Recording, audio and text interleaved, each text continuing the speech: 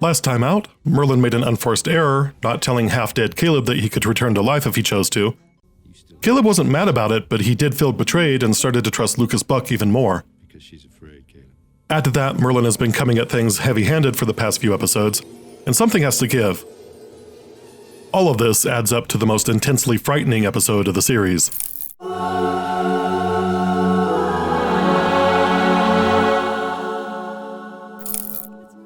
Deputy Ben is on a successful date that he met in a personals ad, but they get called to a disturbing smell in Goat Town. His date Cindy is so excited to go out on a call with him that she doesn't even mind the smell. Ben sees some apparitions of children, and when they look through the window of the smelly house, Ben sees Lucas killing Merlyn all over again. Cindy snaps her own neck, revealing herself to be Merlyn, still haunting Ben after all these months. So much for not coming at these things heavy-handed. Ben returns to the bar to drink himself stupid, where he runs into Dr. Billy. They commiserate about their respective dates. Ben, the vengeful ghost of a long-dead girl, and Billy, someone truly dangerous, Selena Coombs. Ben drunkenly accuses Selena of cheating on Lucas, to which Selena retorts that the sheriff has a girlfriend. Speaking of, we catch up with Gail, who is recording her thoughts into her reporter's tape recorder. She laments the loss of romantic love and how sex does not equal love, especially when Lucas Buck is involved. Lucas is waiting in her bed, and he's so old school he wants to make a sex tape on an audio microcassette. In a bit of a callback, a sexy pair of legs approaches Deputy Ben, but this time it's Merlyn. And the bartender is Merlyn, and Selena is Merlyn. She tells him that the stench he smelled in the Goat Town is the secret he buried, and he scrambles to get out of the bar. You know, it's still better than most Tinder dates. Next morning, Caleb and Boone are engaging in the time-honored tradition of arguing over who would win in a fight, Superman or Hercules. Boone thinks it's Hercules, so I feel like he's going to get left back a grade. They stumble across Tina, who is trying to retrieve a soda from the Coke machine.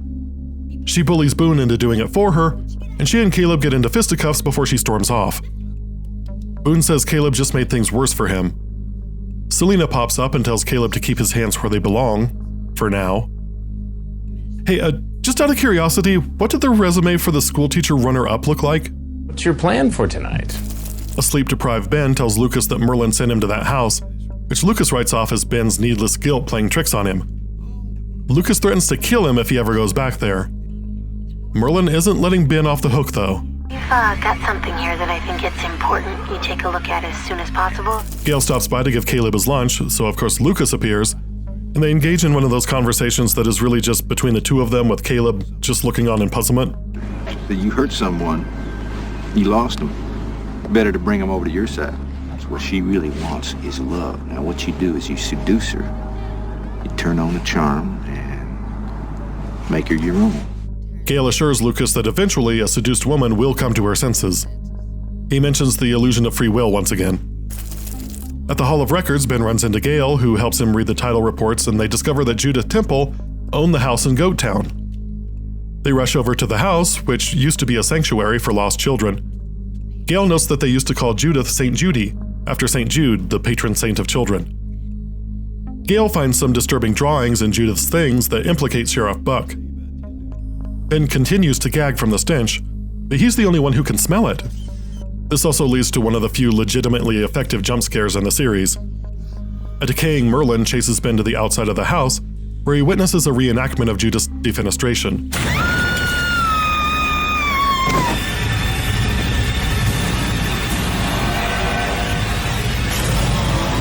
Gail and Ben put it together. Lucas raped Judith and then killed her after she gave birth to Caleb. Ben goes to the hospital to investigate where Judith died, but Merlyn tells him it's too late to bring Lucas to justice for her mother's murder. He may be able to save Caleb and Gail if he can defog Gail's brain. Merlyn, don't... Everything all right, sir? Gail actually defogs her own brain, confronting Lucas and getting him to confess that yes, he is Caleb's father, and yes, he did rape her Aunt Judith. He does deny killing her, though. I know what you are. In my soul, I know what you are. Would you change me if you could? No. Back at school, Caleb offers to show Tina a trick to steal the soda, but in a nasty twist, he actually just shows her how to get her own hand trapped in the machine. Oh my God. Oh God, Caleb, please, unplug this thing. Nope, don't think so. This scene is incredibly twisted and dark, with Tina pleading for her arm and Caleb sadistically ignoring her. Like a car wreck, it was fascinating and uncomfortable to watch. What do you want from me? Nothing. Already got it. Ben shows up at the Goat Town house again at Merlyn's request, and that's where she shows him all of the children who have died because they had no place to go. The moral of the story: one person can make a difference. It's perfect timing too, as Tina comes home to the abandoned house. As we saw briefly in the opening, she's been living there and collecting cans for recycling. That's also why she's so intense about the soda machine. Her hand is mangled all to hell and bandaged, so Ben offers to take her to the hospital. They run into Lucas, who is telling Caleb not to feel any remorse because he's established dominance and will be respected now. Caleb rushes off to see Tina, and Ben finally stands up to Lucas, earning yet another creative death threat from the sheriff. Can't look the other way anymore, Lucas. If I see something that bothers me, I'm going to speak up about it.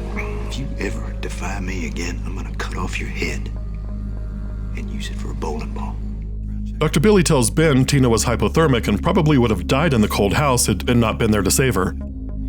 Tina isn't ready to forgive Caleb yet, but she has learned to trust someone: Deputy Ben. A disappointed Selena clears out the bar, having been stood up by Dr. Billy, who is detained at the hospital. Ben arrives as Allison is closing down the bar, but Allison is actually Merlyn, and they share a nice dance.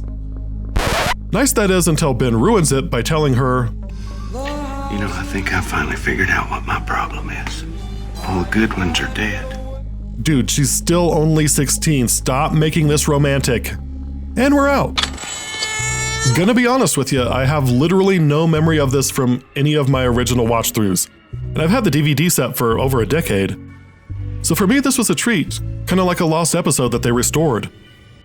It may have something to do with the way that the episodes are arranged in the DVD set, but I don't think I've ever seen it. Or else I would have remembered Merlyn Temple's dangling broken neck. Echo of Your Last Goodbye is one of the best straight-up horror episodes the show ever produced. So of course it was one of the lost episodes that didn't air until the show was picked up as a sci-fi filler show. No wonder so many people had a hard time following the show's narrative. What makes this work is the traditional framing of the ghost story. We've all seen malevolent ghost stories like Poltergeist and The Haunting, but behind that veil in the same genre is the benevolent but still scary as hell ghost story, where the spirit is trying to get the protagonist to solve their murder or fulfill their last wish or something. I'm trying to tell you. I don't need to hear your excuses. I'm not making excuses. bullshit. I saw. Echo falls into that latter category with a lead character who's been set up perfectly for this gig. Can't what, Ben? I can't turn him in for killing that poor Temple girl. This episode, of course, works best in context with Learning to Crawl, as Merlyn was willing to allow Caleb to die to save him from turning evil, but Lucas exposed her ruse. Unable to affect Caleb anymore because she betrayed him, Merlyn went to work on some of the other people closest to Lucas. People who do still have hope. There are people who need you, Ben. I think most of the credit for the effectiveness of this episode has to go to longtime director Oz Scott, who we saw earlier with the Dr. Crowler-centered episode To Hell and Back. I wasn't as fond of that one as I am of Echo of Your Last Goodbye, but Scott definitely brings a tautness to his episodes that isn't present for some of the others. Scott is a journeyman director who directed nearly every staple of the 1980s save for Dallas and Miami Vice, and most of his early work is centered on black-themed media like The Jeffersons, 227, and Soul Food. That's what makes it so good to see Tina, who, as written, could have been played by a white actress, but she's played by a black actress. According to IMDb, this is Tanya Rollins' only screen credit, but she makes an impact, getting to be mean and vulnerable and frightened and sympathetic. Remember, this was a time when, unless your character was specifically written to be black, you probably weren't going to get cast as a black actor because casting directors just defaulted to white faces. The title, Echo of Your Last Goodbye, is a reference to an old torch standard, most famously covered by Mel Torme, which is the version that we hear during Merlyn and Benji's dance. The house is haunted by the memories that refuse to die. Of course, the song laments the loss of an old lover, but the lyrics double as the story of someone haunted by a ghost they can't shake. John Cork's teleplay does a fine job of weaving the themes of Ben's loneliness in with the haunting feelings of guilt he has over Merlyn's murder. They're both tied together through his lack of self-esteem and the sense of helplessness he's had since the divorce. Something Lucas Buck has been all too eager to exploit. Because I believe in you. Because I know you have the potential for greatness. Since we've talked about fascism before, and that's a bridge too far for some people, we can at least agree that Lucas represents a form of authoritarianism. And this episode does a fine job of showing how authoritarianism works on the people it exerts power over. Political scientists tend to divide power into two categories. Hard power, or coercion, is exactly what it sounds like. When you fall out of line, someone comes along to use violence or power to push you back into line. Or someone comes along and bribes you to get back into line with a direct exchange of resources. By contrast, soft power or non-coercive power co-opts people's preferences and gets them to want what you already offer. Lucas outright tells Caleb to use soft power when dealing with Tina, although he doesn't use those words. Lucas's admonition to seduce Tina and show her love, the illusion anyway, is what makes this scene with Tina and the vending machine so much more effective. It leads us to think that Caleb is going to listen to Lucas and teach Tina to get her own soda so she'll leave Boone and Caleb alone, and they'll have made a friend. Instead, we see Caleb's sadistic side, calmly crushing her hand. It's a jarring character turn that foreshadows the potential for an evil Caleb later on. Something I had a problem with the first time out was Caleb's later guilt and apology to Tina. It is in character for Caleb, who is torn between his id running wild and his more empathetic instincts, but in terms of the drama of the episode, it seems to wipe out the consequences of his actions. When I watched again, in the context of this mini arc of learning to crawl, Echo of Your Last Goodbye, and the following episode, Triangle, it all made perfect sense. The entire season has been about Caleb's potential to bring light and kindness to the world, or to fall into darkness. And this is an episode that's meant to reinforce that he's capable of doing either of those things, so they're both on display here. Caleb's regret after the vending machine incident has direct consequences on Lucas in the next episode, though. And we're about to find out just how far Lucas and Caleb will go when their positions are threatened.